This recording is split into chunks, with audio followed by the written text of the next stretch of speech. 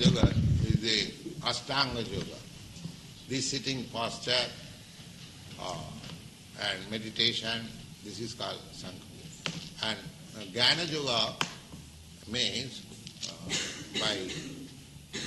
through philosophical process, by analytical process, what is Brahma and what is not Brahma. Niti. That is Jnana yoga. Just like Vedanta Sutra, the Jnana yoga.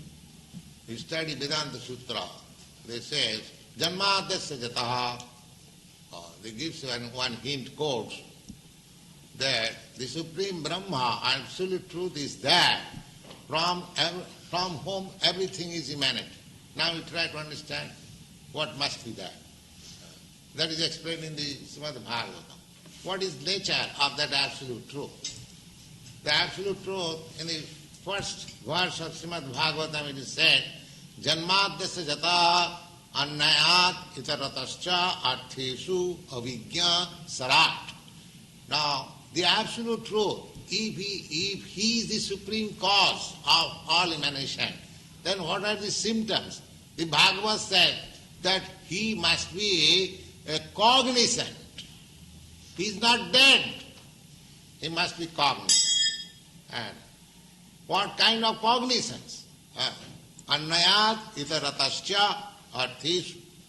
Just like I am cognizant, you are also cognizant. But I do not know myself how many hairs are there in my body. I am claiming this is my head. But if I ask anybody, do you know how many hairs you have got in your body?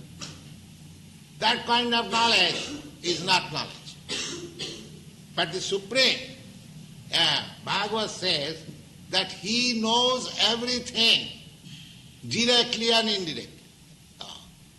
I know I am eating, but I do not know how my eating process is helping my circulation of blood, how it is being transformed, how it is working, how it is going through the veins.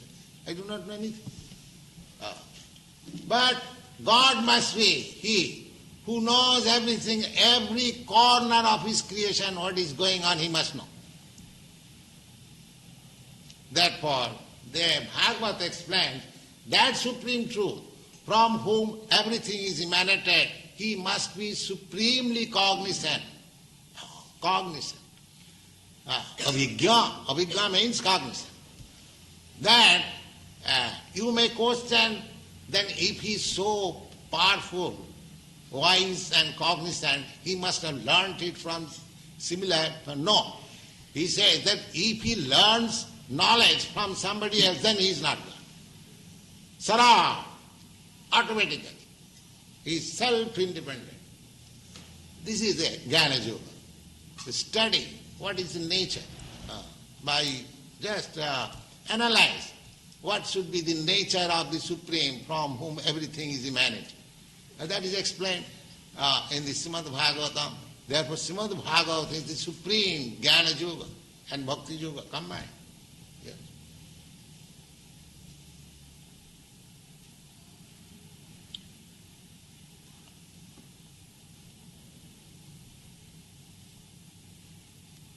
Jnana yoga process means to search out the absolute truth or to understand the nature of the absolute truth by philosophical way. And this is called Dhyana yoga. And our is Bhakti yoga. Bhakti yoga means this process is the same, target is the same. One is trying to reach the supreme ultimate goal by philosophical way.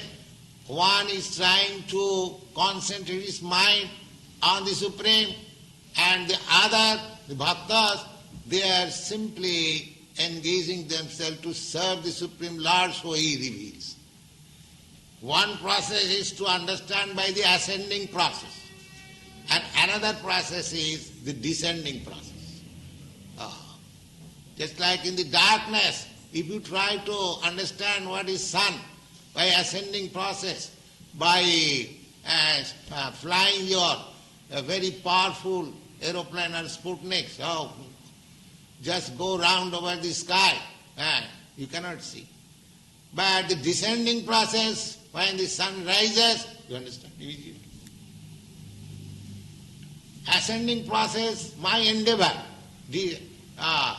what is called inductive process. Inductive process. Just like my father says, that man is mortal. I accept it. Now if you want to study whether man is mortal, you study, you see many thousands of men, whether he is immortal or mortal. That will take so much time. But if you take the knowledge from the superior authority that man is mortal, your knowledge is complete. So, athapite deva padam bujadaya prasada leshanugrihito evahi janati tattam bhagavan mahimna nachanna ekopi chirang vichinna. Therefore it is said, my dear Lord, a person who has received a little favor from you, he can understand you very quickly. And others who are trying to understand you by the ascending process, they may go on speculating for millions of years, they will never understand. They will never understand. They will come to the point of frustration and confusion. Oh, God is zero, that's all. Finish.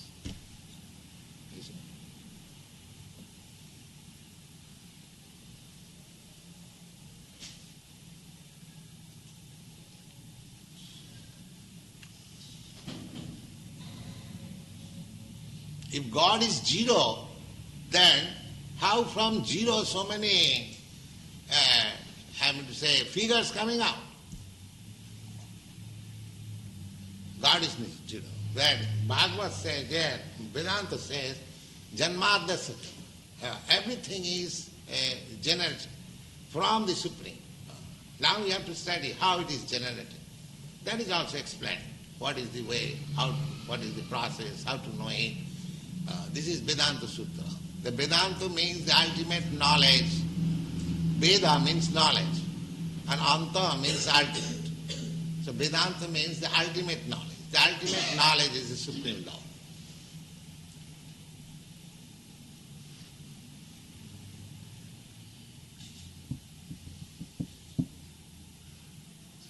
Yes? You said that Krishna has no limbs, no eyes, no form that we can comprehend.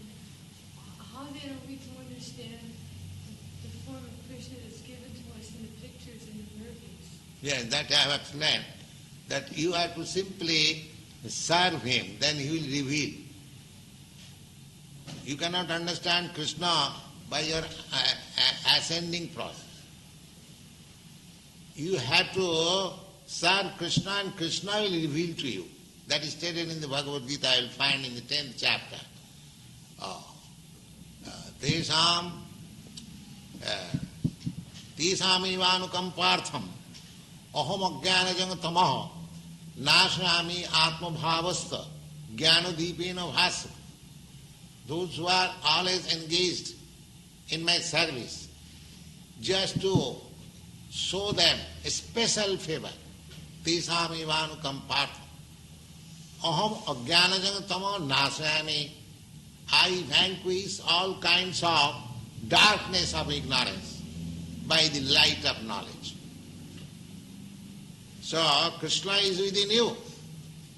And when you are sincerely searching after Krishna by the devotional process, as it is stated in the Bhagavad Gita, I will find in the 18th chapter, Bhaktya mama vijanat.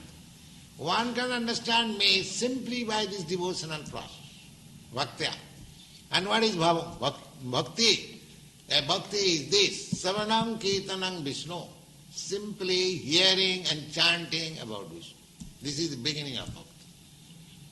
So if you simply hear,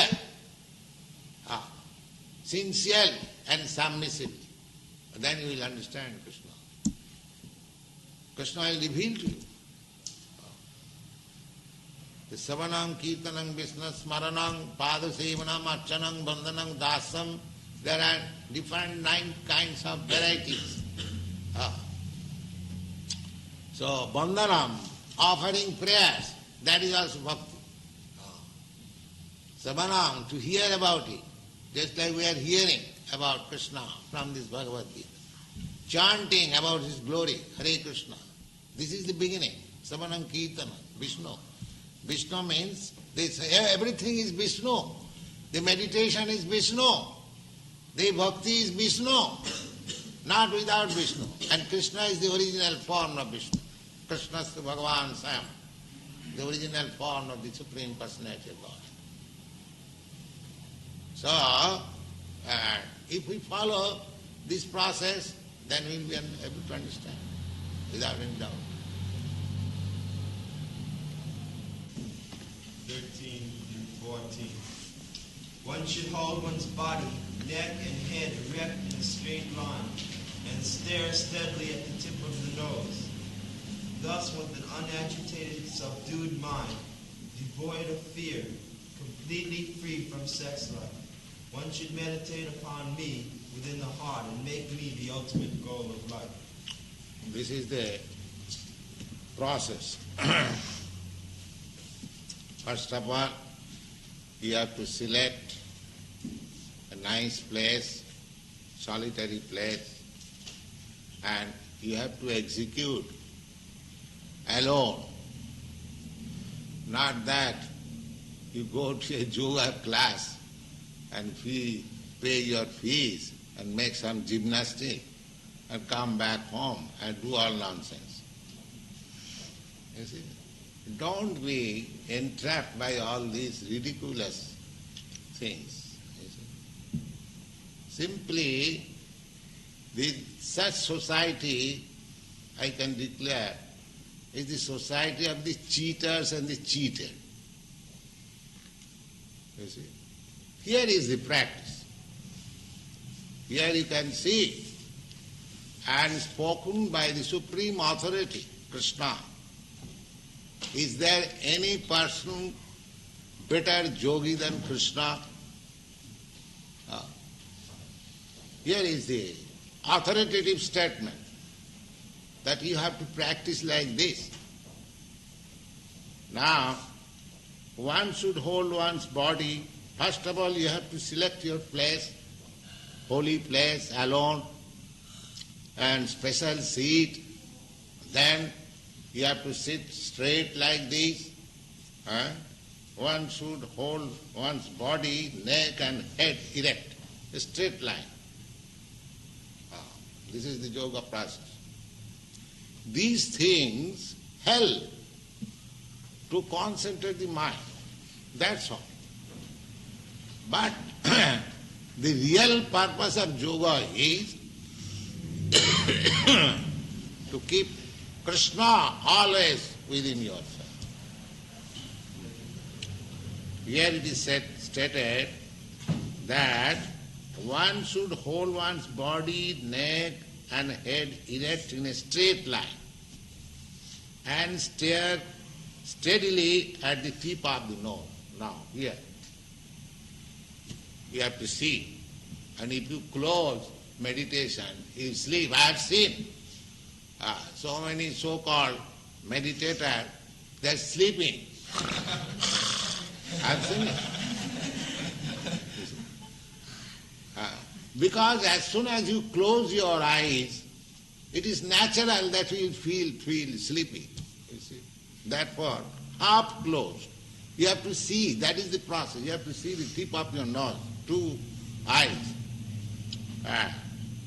Thus, with unagitated mind, this process will help your mind to be fixed up. Unagitated mind, subdued mind, devoid of fear. Yes. Because you have to, generally the yogis, they used to practice in jungle. And if he is thinking, oh, some tiger is coming or not, or what is that? You see? Or some snake is coming. Because you have to sit down alone in a jungle. You see? And there are so many animals, tigers and deers and snakes. So, therefore it is specially stated, devoid of fear. Devoid. The skin of deer is specially used in yogasana because it has got some medical effect that snakes do not come. If you sit down on that particular skin, the snakes and reptiles will not come there. That is the purpose. It will not be disturbed. Devoid of fear, completely free from sex life. You see, if you indulge in sex life, you cannot fix up your mind in anything.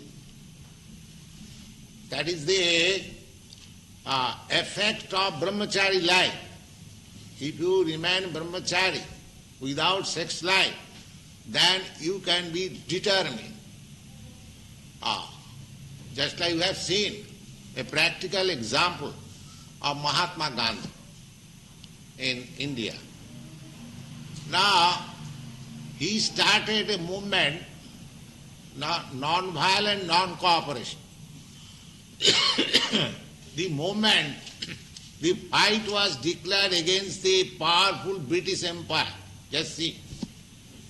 And he determined that I shall fight with the Britishers non-violent, without any weapon, because India was dependent, there was no weapon. And several times it was attempted by armed revolution. But these Britishers are more powerful, they cut down.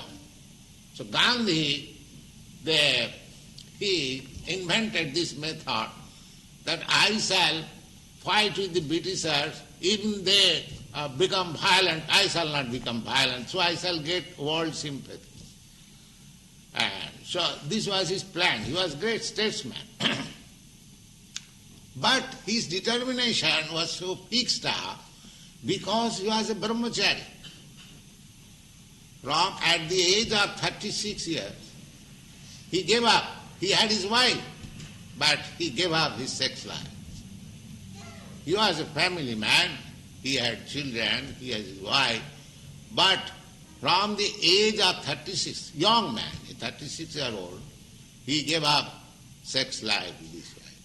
That made him so determined that I shall drive away these Britishers from the land of India, and he did it. You see? And he actually did it. So, controlling the sex life, to refrain from sex life is so powerful. Even if you don't do anything, if you simply restrain your sex life, you become a very powerful man. People do not know the secret. So, anything you do, if you want to do it with determination, you have to stop sex life. That is the secret.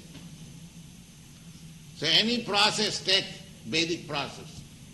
Either you take yoga process or bhakti process or jnana process. In no process sex indulgence is allowed. No. Sex indulgence is only allowed family life just to beget very nice children. That's all. Sex life is not for sense enjoyment. Although there is enjoyment by nature, unless there is enjoyment, why one should take responsibility of family life? That is the secret of nature's gift. But we should not take advantage of it. These are the secrets of life. You can take it. These are the secrets of life. So yoga practice, such a nice thing. If you indulge in sex life, this is simply nonsense. Simply nonsense. And if anyone says that you go on with your sex life as much as you like, at the same time you become a yogi, simply pay my fees, I give you some miracle mantra. These are all nonsense. They are all nonsense. But we want to be cheated. We want to be cheated. We want something sublime, very cheap. That means we want to be cheated. If you want very nice thing, you must pay for it. No, I shall go to a store. Sir, I can pay you 10 cents, you give me the best thing. How can you expect by 10 cents? If you want to purchase some value, if you want to purchase gold, then you have to pay for it. Similarly, if you want perfection in yoga practice, then you have to pay for it like this. Don't make it childish affair. That is the instruction of Bhagavad Gita. If you make it childish affair, then you will be cheated. And so many cheaters are ready to cheat you and take your money and go out. That's all. Here is the statement, authoritative statement. Free from sex life. One should meditate upon me. And ultimately, where is the meditation? Not in void. Just on Vishnu, this Vishnu form. That is Sankhya Yoga. This Sankhya Yoga was first practiced by Kapila Dev. He is an incarnation of God, Krishna. So this is the secret of yoga, that these, process of sitting and seeing the tip of your nose and sitting straight, all these means will help you to concentrate your mind on the Vishnu form or Krishna. One should meditate upon me. This meditation means meditation on Krishna. So here in this Krishna consciousness movement, it is directly, simply on Krishna. There is nothing. Therefore, nobody is better meditator than these boys. They are simply concentrating on Krishna. Their whole business is Krishna. They are working in the garden, digging the earth. There will be nice rose we shall offer to Krishna. Meditation. Practical meditation. I shall grow rose and it will be offered to Krishna. Even in the digging there is meditation. You see, they are preparing nice food stuff. It will be eaten by Krishna. So in cooking there is meditation. You see, and what to speak of chanting and dancing. So they are meditating 24 hours in Krishna. Perfect yoga. Let anyone come and challenge. These boys are perfect yoga. We are teaching perfect yoga system, not whimsically on the authority of Bhagavad Gita. We have not manufactured anything by concoction. But here is the step. You see? Simply to concentrate your mind on Krishna or Vishnu. And their activities have been so molded that they cannot think of Krishna, cannot think but Krishna, Krishna, Krishna. So they have to meditate. Think upon me within the heart and make me the ultimate goal of life. Whether Krishna is the ultimate goal of life, they are preparing for themselves for being transferred to the Krishna law. So here is the perfect yoga. Perfect yoga they are practicing. Yeah. Verse 15. By meditating in this manner, always controlling the body, mind, and activities, the mystic transcendentalist attains to peace, the supreme nirvana, which abides in me. Nirvana means, the actual word nirvana Sanskrit, nirvana means finish. Finish. That is called nirvana. That means materialistic activity is finished. No more. That is called nirvana. And unless you finish this nonsense activity, see, there is no question of peace. So long if you engaged in materialistic activities, there is no question of peace.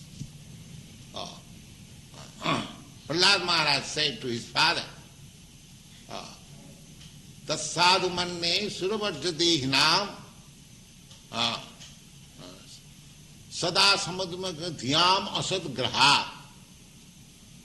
His father asked him, my dear boy, you are being educated, a small boy, 5 years old, father is always affectionate. And he was asking, my dear boy, what you have learned, best thing till now? He immediately, yes, father, I shall tell you the best thing. What is that? He said, Tat sadhu manne suravajjadihina. My dear father, this is the best thing. For whom? Best thing for whom? He said, Tat sadhu manne suravajjadihinam sada samudvigna dhyam asadgrahat. These people, these materialistic people, who have accepted something non-permanent. Just try to understand each word. These materialistic people, they are hankering after capturing something non-permanent, that's all. You have seen by experience now that President Mr. Kennedy, he was a very rich man, he wanted to be president and he spent money like anything. He became president, he had his nice family, wife, children, presidency, finished within a second. Similarly, everyone is trying in the material world to capture something which is non-permanent. But I am spirit, soul, permanent. So these rascals, they do not come to sense that I am permanent, why I am after non-permanent.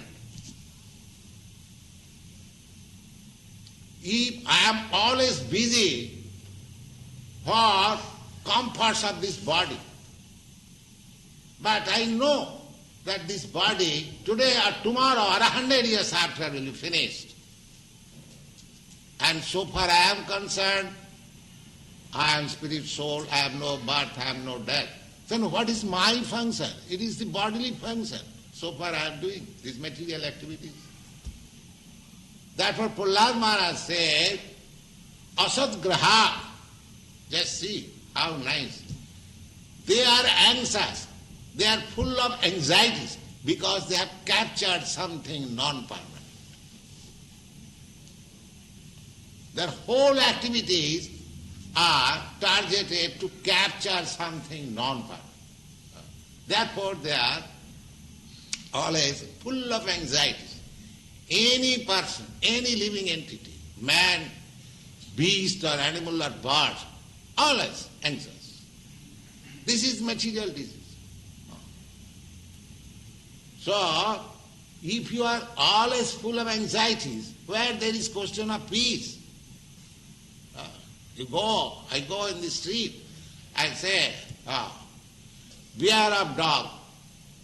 They are living in a very nice house, but full of anxieties. Somebody may not come. Let there be dog. You see, beware of dog. No trespassers. That means, although living in a nice cottage, very nice, but full of anxieties. Full of anxieties. Sitting in an office, very nice, good salary, always thinking, I may not lose this office. You see.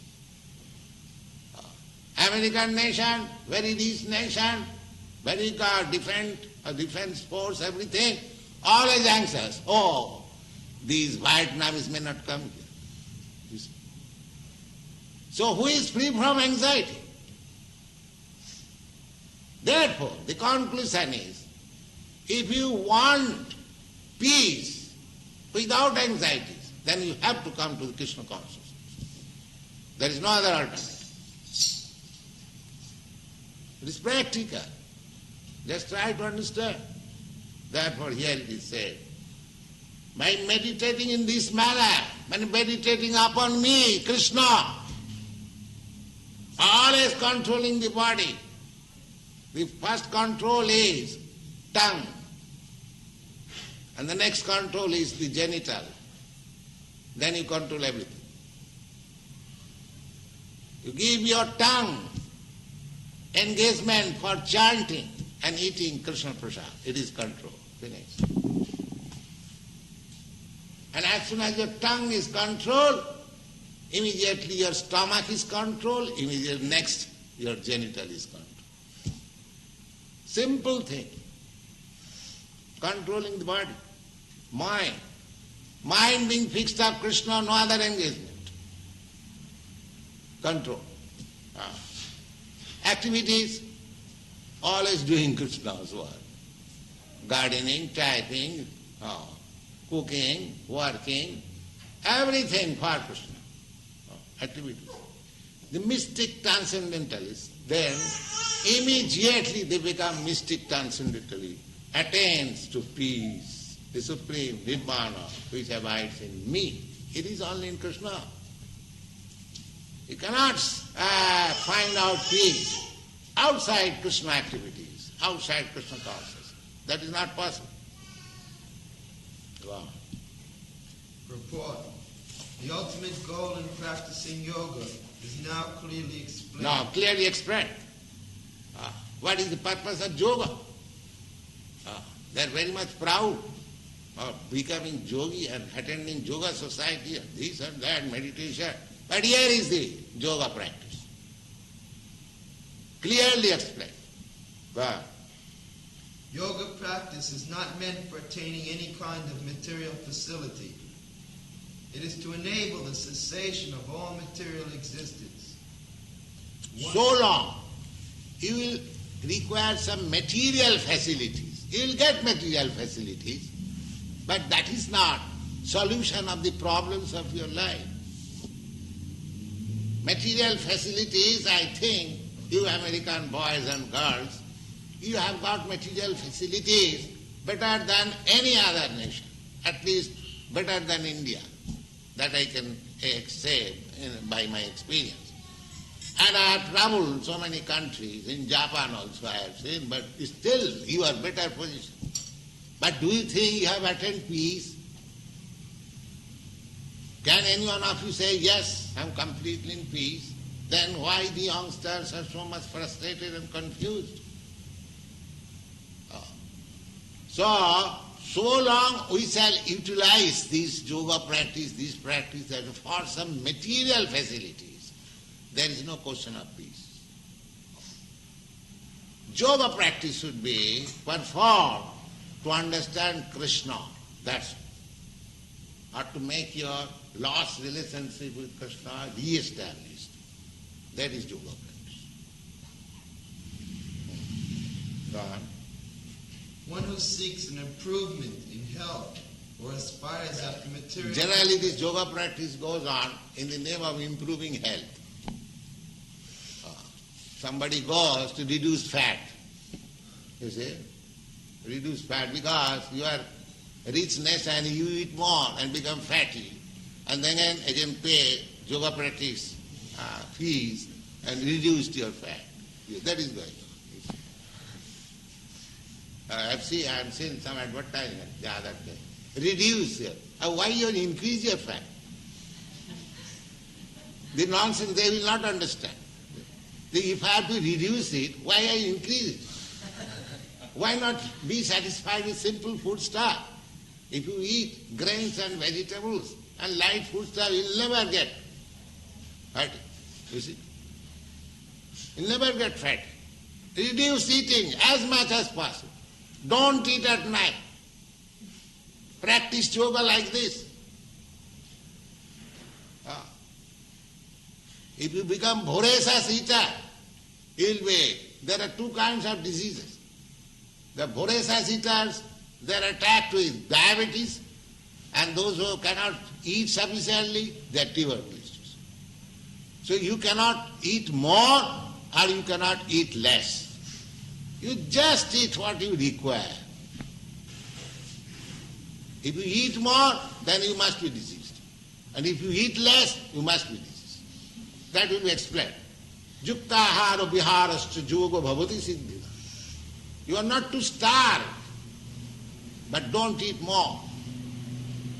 Our program, Krishna Prasadam, is that you eat Krishna Prasadam. Eating is required. You have to keep your body fit for any practice. So eating is required. But don't eat more. eat, don't eat less also. We don't say that you eat less. If you can eat 10 pounds, eat. But if you cannot eat 10 pounds out of avarice, out of this greediness, if you eat 10 pounds, then you will suffer. You see? So, here is the, what is that? No material facility. Gone. The Bhagwat, cessation of material existence does not mean entering into an existence of void, which is only a myth. So, cessation of material existence does not mean void. Because I am not void. I am spirit soul. If I was void, how my development of this body has taken place? I am not void. I am the seed. Just like you sow a seed on the ground, it grows into large tree or plant. Similarly, the seed is given by the father in the womb of the mother, and it grows like a tree. And this body is there. Where is voidness? Ahanga bija pita. In the 14th chapter you will see that originally the seed was given by Krishna in the womb of this material nature, and so many living entities are coming out. You cannot argue against it, because actually the generation is the same process as in our practical life. You see, the father gives the seed in the womb of the mother, and the mother nourishes the child to grow boy. So there is no question of void. If the seed would have been void, how this nice body has developed? So, Nirvana means not to accept any more material body. Don't try to make it void. That is another nonsense. Void, you are not void. Void means to make void this material body. This full of miserable conditional body.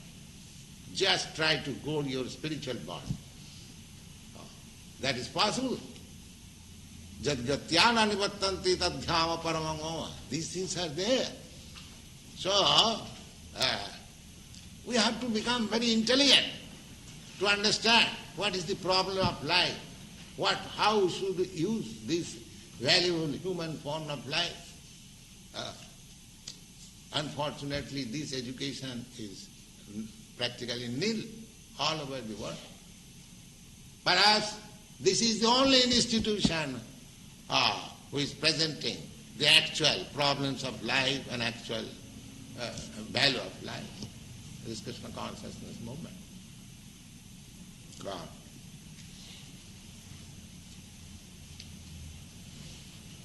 There is no void anywhere within the creation of the Lord. Rather, the cessation of material... Void, you see, anywhere. Even within the ground, within the earth, you will not see anything void. On the earth, there is no void. In the sky, there is no void. In the air, there is no void. In the water, there is no void. In the fire, there is no void. Then where do you find void? Where do you find void? This void philosophy is another an illusion. There cannot be any void. God. Rather, the cessation of material existence enables one to enter into the spiritual sky, the abode of the Lord. The abode of the Lord is also clearly described in the Bhagwat Geeta as that place where there is no need of sun or moon, nor of electricity. Now, you'll find in the Bhagavad Gita, we have already, I think in the second chapter there is, anyway, that it is said that na tatra bhashate surja na sasanka na pavaka jadgatyana nivattanti tadhyama paramam mama. Now Krishna described my abode, how it is. Now, that in that sky where my abode is there is no necessity of sunlight, there is no necessity of moonlight, there is no necessity of electricity. Now you cannot find such abode within this universe. You travel with your Sputnik or any machine, you find out some place where there is no sunlight, there is no moonlight. The sunlight is so extensive all over the universe. There is sunlight. Where will you find that place? That means that place is beyond the sky. That is also stated. Parastasmatu bhava anya bhaktya bhaktya sanatana. Beyond this material nature there is another spiritual nature. So we do not know what is the formation of this material nature and what to know about the spiritual nature. Then you have to hear from Krishna, he lives there. Otherwise you remain nonsense all your life. Here is the information. How can you know which you cannot reach, cannot know, your senses are so imperfect? How can you know? Simply you have to hear. Just like you have to hear about your father from the mother, there is no other way. The father certifies, mother certifies, here is your father, you have to accept. You cannot make any experiment beyond your means. Similarly, if you want to learn about the spiritual sky and God's kingdom, then you have simply hear from the authority. There is no question of experimental knowledge. Simply hearing. So, hearing means just like you have to believe some gentleman as your father, hearing from the authority of your mother. Simply from the Vedic literature, which is accepted as the mother, authority of mother, knowledge. Mother authority. Vedamata, it is called Vedamata. Veda means knowledge, and it is received from the mother. So, Vedamata, the knowledge mother, you have to know what is Krishna. And here Krishna is personally explaining. So you have to believe it. Then you get the knowledge. Otherwise there is no possibility. You cannot make any experiment. Then you will fail. Wow.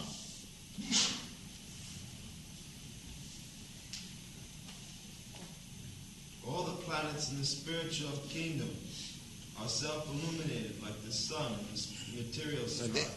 Because here, this planet, this earthly planet, is not illuminating. Therefore you require the illumination by the sun, by electricity, by moon.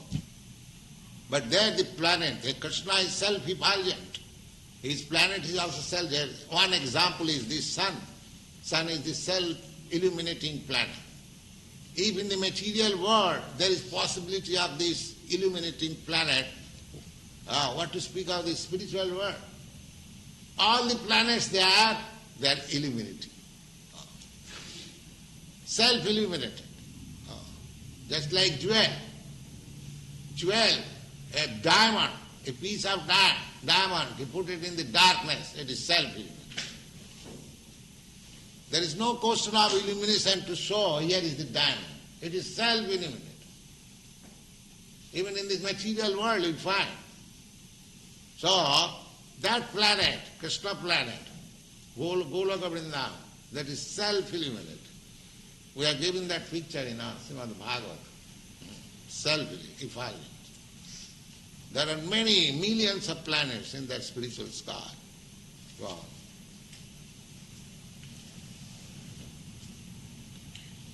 The kingdom of God is everywhere, but the spiritual sky and the planets thereof are called Param Dhamma, or superior abode. Yes. This material world is also God's creation. This is also God's kingdom. But because we have forgotten God, we have made God is dead, therefore it has become hell. But if you accept God, it becomes spiritual world automatically. Therefore, this temple is spiritual world. It is not material world. It is above the material world. God. A consummate yogi who is perfect in understanding Lord Krishna, as is clearly stated herein by the Lord himself, can attain real peace and can ultimately reach his supreme abode, the Krishna Loka known as Goloka Vrindavan. In the Brahma Samhita it is clearly stated that the Lord, although he resides always in his abode called Goloka, is the all-pervading Brahman and the localized Paramatma as well. Yes.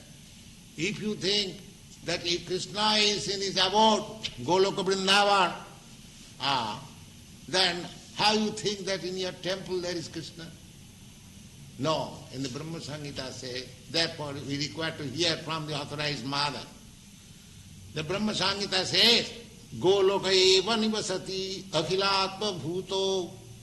Although he is living in his abode, Goloka Vrindavan, he is everywhere. He is everywhere. Just like the same example can be used. That sun is 90 million miles or something like that, away from us, but it is within your room. Otherwise, how you say, sunlight is here? So if sun can penetrate within your room, cannot Krishna penetrate within your heart and room and every corner? It's so useless. He is everywhere. But you have to realize how he is everywhere. God. Nobody can reach the spiritual sky or enter into the eternal abode of the Lord without the proper understanding of Krishna and his plenary expansion, Vishnu.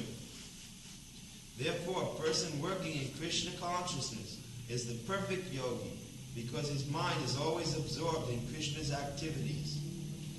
In the Vedas also we learn, one can overcome the path of birth and death only by understanding the Supreme Personality of Godhead.